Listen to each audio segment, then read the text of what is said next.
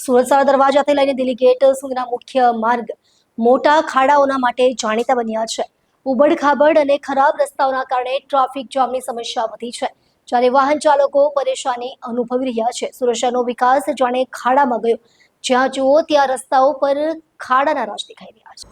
મહાનગરપાલિકાની નજરે સુરતને એક આદર્શ શહેર તરીકે જોવામાં આવતું હતું, પરંતુ હાલની પરિસ્થિતિ એવી છે કે શહેરનો વિકાસ જાણે ખાડામાં જ ગયો છે. શહેરમાં જ્યાં જુઓ ત્યાં રસ્તાઓ પર ખાડાઓનો જ રાજ દેખાઈ રહ્યું છે.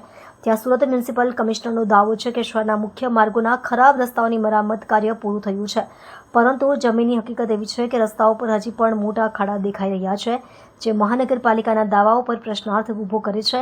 સ્થાનિક નાગરિકોનો આરોપ છે કે ઠેકેદારો પાસેથી કમિશન ખાવાની પ્રવૃત્તિ અને ભ્રષ્ટ અધિકારીઓના પાપનો ભોગ વાહન ચાલકોને ભોગવવો પડી રહ્યો છે.